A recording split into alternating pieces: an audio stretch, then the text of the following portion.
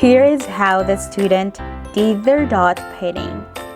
There are lots of different ways the students can create all the different sized dots they need.